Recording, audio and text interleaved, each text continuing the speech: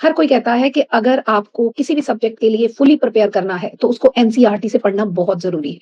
तो yes, it is true. पर NCERT से पढ़ना थोड़ा बोरिंग लगता है और एनसीईआरटी की लैंग्वेज भी थोड़ी टफ लगती है। हेलो एवरीवन, मैं हूँ आपकी एजुकेटर ज्योति नरूला। एनसीईआरटी को आसान करेंगे और एनसीईआरटी को सिर्फ ये नहीं है कि लाइन टू लाइन पढ़ा, राइट? एनसीईआरटी को लाइन टू लाइन पढ़ने का तभी फायदा है अगर आपको कॉन्सेप्ट पहले सिंपल तरीके से पता है। अगर कॉन्सेप्ट की अंडरस्टैंडिंग है, तो ही आप एनसीईआरटी को समझ सकते हो। तो इसीलिए मैं पहले आपको कॉन्सेप्ट समझाती हूँ, फिर मैं एनसीईआरटी से लाइन टू लाइन उसी कॉन्सेप्ट को एक्सप्लेन करती हूँ। तो है ना आसान? तो चलिए शुरू करते हैं। चैप्टर 1 इंट्रोडक्शन का 4th पार्ट, जिसमें मैं कवर करूंगी positive and normative economics, micro and macro economics. This part is very important for CUT 2027 and class 11 also. First topic is positive and normative economics. It was mentioned earlier that in principle there are more than one ways of solving the central problems of an economy. Economy की central problems मतलब basic problems को solve करने के लिए एक से ज्यादा methods हैं, right? There are alternative methods of solving the central problems of an economy. These different mechanisms in general are likely to give rise to different solutions to those problems. अगर same problems को, same central problems को solve करने के लिए हमारे पास एक से ज्यादा तरीके हैं, दैट मींस डिफरेंट मैकेनिज्म है, तो ऑब्वियसली उन डिफरेंट मैकेनिज्म के, उन डिफरेंट मेथड्स के जो सॉल्यूशंस होंगे वो भी क्या होंगे? डिफरेंट होंगे। फॉर एग्जाम्पल, गवर्नमेंट जो है वो अनएम्प्लॉयमेंट को कम करना चाहती है, और अगर गवर्नमेंट अनएम्प्लॉयमेंट को कम करना चाहती है तो उसके पास बहुत सारे तरीके हैं, बहुत सारे मेथड्स हैं। फॉर एग्जाम्पल, अनएम्प्लॉयमेंट को कम करने के लिए गवर्नमेंट क्या कर सकती है? अपनी एक्सपेंडिचर को बढ़ा सकती है, राइट? नए रोड प्रोजेक्ट शुरू करेगी, एम्प्लॉयमेंट जनरेट करेगी, राइट? या फिर एम्प्लॉयमेंट जनरेशन स्कीम्स शुरू कर लेगी, राइट? या फिर टैक्सेस को कम करेगी, जिससे इकोनॉमी में इन्वेस्टमेंट बढ़ेगी, जिससे क्या होगा? एम्प्लॉयमेंट बढ़ेगी। तो बहुत सारे तरीके से गवर्नमेंट क्या कर सकती है? अनएम्प्लॉयमेंट को कम कर सकती है। This is what? Same problems but different solutions. Same problems को सॉल्व करने के लिए एक से ज्यादा मेथड्स होंगे, एक से ज्यादा तरीके होंगे, तो ऑब्वियसली एलोकेशन ऑफ रिसोर्सेज होगी, वो भी क्या होगी? डिफरेंट होगी, राइट? और जब डिफरेंट एलोकेशन ऑफ रिसोर्सेज होगी तो obviously different combination of goods and services produce होंगे। फॉर एग्जाम्पल, गवर्नमेंट अगर अपने रिसोर्सेज को एग्रीकल्चर गुड्स के प्रोडक्शन में एलोकेट करती है, राइट? तो व्हीट और राइस का प्रोडक्शन ज्यादा होगा। और अगर गवर्नमेंट अपने रिसोर्सेज को इंडस्ट्रियल गुड्स के प्रोडक्शन में एलोकेट करती है तो ऑब्वियसली इंडस्ट्रियल गुड्स का प्रोडक्शन ज्यादा होगा। तो डिफरेंट मैकेनिज्म, जिसकी वजह से क्या होगा? डिफरेंट एलोकेशन ऑफ रिसोर्सेज होगा, जिसकी वजह से क्या होगा? डिफरेंट रिजल्ट्स होंगे, right? Thereby, it is important to understand which of these alternative mechanism is more desirable for the economy as a whole. अब क्वेश्चन ये अराइज होता है कि कौन सा मैकेनिज्म जो है वो इकोनॉमी के लिए डिजायरेबल है, कौन सा मैकेनिज्म इकोनॉमी के लिए सही है। तो यहाँ कॉन्सेप्ट अराइज होता है नॉर्मेटिव इकोनॉमिक्स का। हमने डिफरेंट मैकेनिज्म यूज किए जिनके डिफरेंट आउटकम हुए, तो this is what? Positive economics. और इन मैकेनिज्म में से कौन सा डिजायरेबल है, राइट? तो वहां बात होती है नॉर्मेटिव इकोनॉमिक्स की। तो क्या है पॉजिटिव और क्या है नॉर्मेटिव इकोनॉमिक्स, पहले इसको समझ लेते हैं, राइट? इन ब्रीफ, बड़े सिंपल वर्ड्स में, तो फिर इसी कॉन्सेप्ट को एनसीईआरटी से लाइन टू लाइन पढ़ेंगे। तो what is the difference between positive and normative economics? Positive economics deals with what is, what was and what will be. क्या था, क्या है और क्या होगा। And normative economics deals with what ought to be, क्या होना चाहिए। इसका मतलब positive economics deals with facts, actual situations, cause and effect relationship between the variables, right? और नॉर्मेटिव इकोनॉमिक्स जो है वो that is based on values, that is value based. Okay, positive economics जो है उसको वेरीफाइड किया जा सकता है क्योंकि ये फैक्ट के ऊपर बेस्ड है, पर normative economics based on opinion, it is based on judgements. तो नॉर्मेटिव इकोनॉमिक्स में को हम वेरीफाई नहीं कर सकते। Positive economics has no personal judgement, पर normative economics involves value judgement, right? तो सिंपल याद रखना है, positive economics what is happening, normative economics what should happen. अब आई होप कि आपको समझ आ गया होगा कि पॉजिटिव इकोनॉमिक्स क्या है और नॉर्मेटिव इकोनॉमिक्स क्या है। और अब इसी को हम पढ़ते हैं line to line from NCERT. तो in economics, we try to analyze the different mechanism and figure out the outcome which are likely to result under each of these mechanism. That means कोई भी mechanism कैसे काम कर रहा है और उस मैकेनिज्म का क्या रिजल्ट है, राइट? तो इसका मतलब ये क्या है? Positive economics. क्या हो रहा है, मतलब मैकेनिज्म कैसे फंक्शन कर रहा है, ओके? और फिर उसका आउटकम, ये सब क्या है? फैक्ट्स हैं। तो ये क्या है? Positive economics. तो मैंने इसको अंडरलाइन कर दिया है। सेकंड है, we also try to evaluate the mechanism by studying how desirable the outcome resulting from them are. ये पार्ट जो है ये है नॉर्मेटिव इकोनॉमिक्स, कि अब हमने ये तो कर लिया कि कोई मैकेनिज्म कैसे काम कर रहा है, उसका क्या आउटकम है। अब हमने अवेल्युएट करना है कि जो उसके आउटकम है वो डिजायरेबल है या नहीं है, राइट? तो that is what normative economics. Often a distinction is made between positive economic analysis and normative economic analysis, depending on whether we are trying to figure out how a particular mechanism function, कि जब भी positive और normative economic analysis का जो distinction है वो इस बात पर डिपेंड कर रहा है कि हम क्या पता करना चाह रहे हैं। अगर तो हम ये पता कर रहे हैं, ये फिगर आउट कर रहे हैं कि एक पर्टिकुलर मैकेनिज्म कैसे काम कर रहा है, right? How a particular mechanism function, तो पॉजिटिव इकोनॉमिक्स। और वी आर ट्राइंग टू अवेल्युएट, और अगर हम उस मैकेनिज्म का जो आउटकम आया, राइट, उसको अवेल्युएट कर रहे हैं कि वो डिजायरेबल है या नहीं है, तो normative economics. In positive economic analysis, we study how the different mechanism function.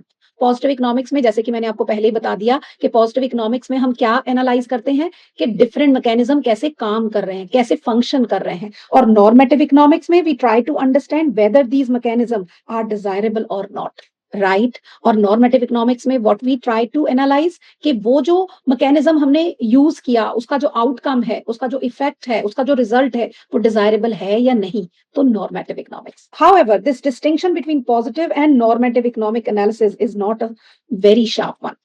Right? Positive और नॉर्मेटिव इकोनॉमिक एनालिसिस का ये जो डिफरेंस है, ये जो डिस्टिंक्शन है, उसकी कोई क्लियर कट बाउंड्री नहीं है, राइट? क्योंकि दोनों क्या है? Closely related. The positive and normative issues involved in study of central economic problems are very closely related to each other, and a proper understanding of one is not possible in isolation to other. For example, पहले हम पूछते हैं कि minimum wage increase करने से employment पर क्या effect होगा। उसके बाद हम पूछते हैं कि गवर्नमेंट को मिनिमम वेज इंक्रीज करनी चाहिए या नहीं चाहिए। So positive analysis help us understand the situation, and then that information can be used while making a normative judgement. ये दोनों क्वेश्चंस जो हैं क्लोजली कनेक्टेड है। पहले हमें फैक्ट्स और इफेक्ट समझने पड़ते हैं, तभी हम प्रॉपरली जज कर सकते हैं कि क्या डिजायरेबल है। तो दोनों को साथ में समझने से इकोनॉमिक इश्यूज की कंप्लीट अंडरस्टैंडिंग होती है। नेक्स्ट टॉपिक है माइक्रो एंड मैक्रो इकोनॉमिक्स। आपको पता है कि इकोनॉमिक्स की दो ब्रांचेस हैं, एक है माइक्रो इकोनॉमिक्स और एक है macro economics, right? Traditionally the subject matter of economics has been studied under two broad branches. जो इकोनॉमिक्स का सब्जेक्ट मैटर है उसे हम दो ब्रांचेस के अंडर स्टडी करते हैं, एक है माइक्रो इकोनॉमिक्स और एक है मैक्रो इकोनॉमिक्स। माइक्रो होता है स्मॉल और मैक्रो होता है बड़ा, राइट? तो माइक्रो इकोनॉमिक्स का मतलब है कि अगर हम किसी एक इंडिविजुअल यूनिट के बारे में पढ़ रहे हैं, that means micro economics deals with individual units. Individual units मतलब एक कंज्यूमर, एक प्रोड्यूसर, एक गुड की प्राइस, एक मार्केट, राइट? एक गुड की डिमांड, एक गुड की सप्लाई, अगर हम इनके बारे में पढ़ रहे हैं तो माइक्रो इकोनॉमिक्स। और अगर हम इकोनॉमी एज अ होल, पूरी इकोनॉमी एग्रीगेट्स, मतलब पूरी इकोनॉमी का टोटल प्रोडक्शन, पूरी इकोनॉमी की टोटल डिमांड, पूरी इकोनॉमी की टोटल इनकम के बारे में पढ़ रहे हैं, दैट मीन्स एग्रीगेट्स के बारे में पढ़ रहे हैं, that means economy as a whole के बारे में पढ़ रहे हैं, तो मैक्रो इकोनॉमिक्स, राइट? चलिए इसके डिफरेंस को सिंपल तरीके से एक बार स्टडी कर लेते हैं, फिर उसके बाद इसको एनसीईआरटी से लाइन टू लाइन पढ़ेंगे। तो micro economics study the behaviour of individual economic agent. और इकोनॉमिक एजेंट्स कौन होते हैं? जो इकोनॉमिक डिसीजंस लेते हैं। और इकोनॉमिक डिसीजन कौन लेता है? कंज्यूमर लेता है, प्रोड्यूसर लेता है, राइट? तो micro economics studies the behaviour of individual economic units, and macro economics study the behaviour of aggregate total, right, macro measures of the economy. Micro economics का focus क्या है? It studies individual markets, right, for different goods and services. जैसे wheat की market, rice की market, तो ये individual market की अगर हम बात कर रहे हैं तो माइक्रो इकोनॉमिक्स। और macro economics studies the economy as a whole, पूरी इकोनॉमी के बारे में हम कलेक्टिवली पढ़ रहे हैं। माइक्रो इकोनॉमिक्स क्या स्टडी करती है? Behaviour of individual consumer, firm, individual market. मतलब एक कंज्यूमर, एक फर्म, एक इंडिविजुअल मार्केट के बारे में पढ़ते हैं। और मैक्रो इकोनॉमिक्स में एग्रीगेट मेजर्स जैसे total production, total employment, price level.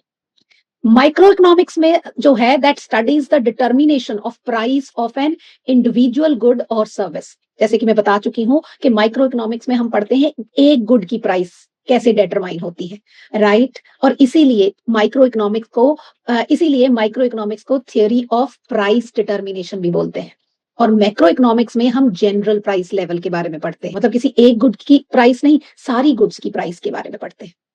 तो micro economics deals with individual units, macro economics deals with economy as a whole, right. Micro economics के जो इंपॉर्टेंट टूल्स हैं वो है demand of a good and supply of a good, और macro economics के जो important tools हैं वो है aggregate demand and aggregate supply, right. Micro economics में हम किसी एक कंज्यूमर, किसी एक प्रोड्यूसर के इक्विलिब्रियम के बारे में पढ़ते हैं, राइट। और मैक्रो इकोनॉमिक्स में हम पूरी इकोनॉमी के इक्विलिब्रियम की बात करते हैं, राइट। माइक्रो इकोनॉमिक्स का जो अदर नेम है वो थियोरी ऑफ प्राइस डिटर्मिनेशन है, और मैक्रो इकोनॉमिक्स का जो अदर नेम है वो है theory of income and employment determination, right. अब पढ़ते हैं इसी माइक्रो मैक्रो के डिफरेंस को एनसीईआरटी से।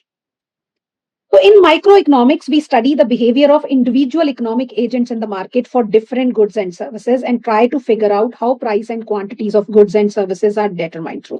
राइट, जैसे कि मैंने आपको बताया कि माइक्रो इकोनॉमिक्स में हम इंडिविजुअल इकोनॉमिक एजेंट्स के बिहेवियर के बारे में पढ़ते हैं, राइट, for different goods and services, और उन डिफरेंट गुड्स और सर्विसेज की प्राइस और क्वांटिटी कैसे डिटरमाइन होती है। In macro economics on the other hand we try to In macroeconomics, on the other hand, we try to get an understanding of the economy as a whole by focusing our attention on aggregate measures such as total output, employment, aggregate price level, right? और macroeconomics में हम किसके बारे में पढ़ते हैं? Economy as a whole, right? और उसके लिए हम पूरी economy में aggregate measures के बारे में पढ़ते हैं, that is total output, total employment, aggregate price level.